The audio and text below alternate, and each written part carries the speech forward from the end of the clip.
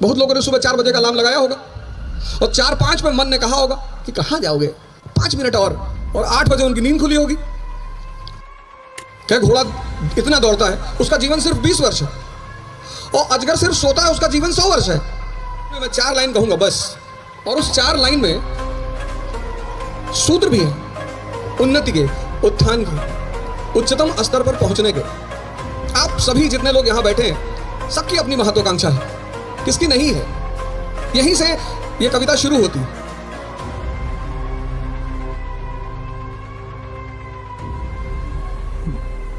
जय हिंद फ्रेंड्स।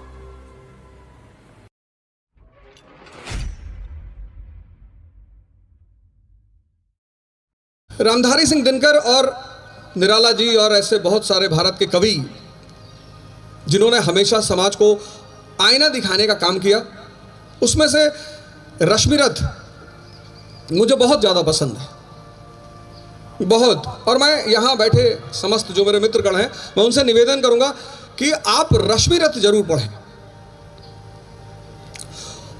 आदरणीय मुख्यमंत्री जी के सम्मान में मैं 4 लाइन कहूँगा बस,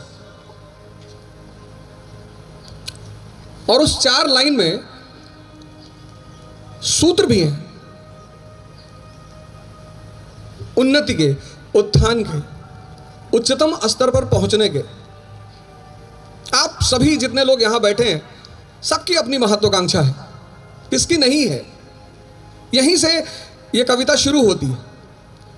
वसुधा का नेता कौन हुआ, भूखंड विजेता कौन हुआ, अतुलित यश क्रेता कौन हुआ, नवधर्म प्रणेता कौन हुआ। वसुधा, पूरी दुनिया का नेता कौन हुआ, प्रभु श्री राम। भूखंड विजेता कौन हुआ, सम्राट अशोक। अतुलित यश क्रेता कौन हुआ, श्री कृष्ण। नवधर्म प्रणेता कौन हुआ, भगवान बुद्ध। कौन हुआ मतलब वो कवि कह रहा है कि कौन लोग ये सब हुए, ऐसा क्या चरित्र है उस व्यक्ति का, क्या नेचर है उस व्यक्ति का जो वसुधा का नेता हुआ, भूखंड का विजेता हुआ। तो अगली लाइन में उसको एक्सप्लेन करते हैं, जीवन में जिसने आराम का त्याग किया और विघ्नों में भी काम किया। महत्वाकांक्षा के साथ जो चीज चलती है,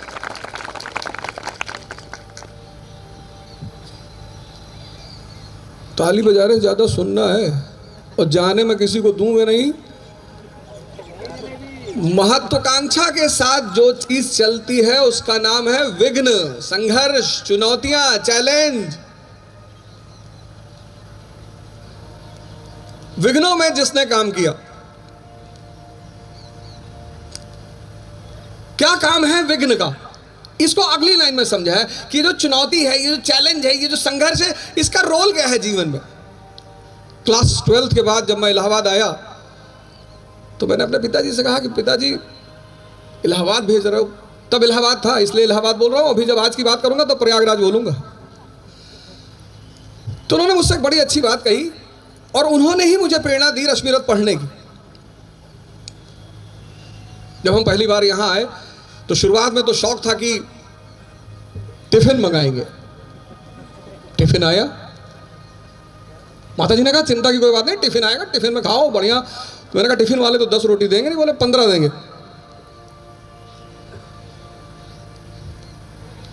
टिफिन आई पहले दिन,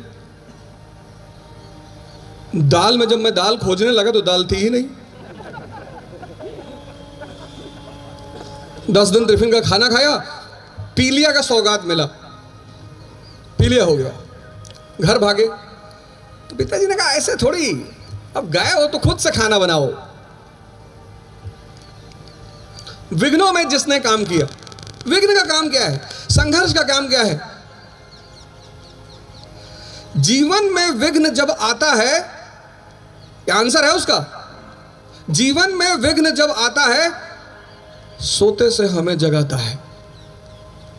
जगाने का काम है संघर्ष का, जगाने का काम है विघ्न का।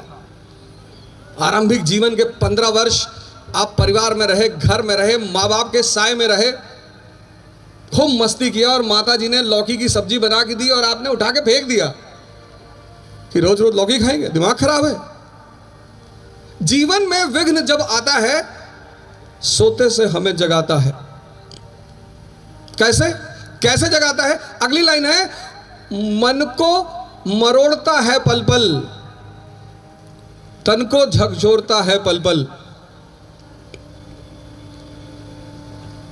तो महत्वाकांक्षा की जो पहली सीढ़ी है वह है विघ्न, संघर्ष। इससे आप भाग ही नहीं सकते। जब भी मैंने क्लास लिया, जहां भी क्लास लिया पूरे भारत में, यहां तक कि मैं भारत से बाहर जब मैंने क्लास लिया तो मैंने ध्यान और योग से ही शुरुआत की। जो पहला पोस्ट आज के प्रोग्राम पे मैंने डाला, मैंने यही लिखा कि सृजन की सबसे बड़ी आवश्यकता है शक्ति। आप कुछ सृजन करना चाहते हैं, कुछ बनना चाहते हैं, समाज में अपना स्थान बनाना चाहते हैं, बिना शक्ति के आप कहते हैं सर हम तो गुटखा खा के बना लेंगे।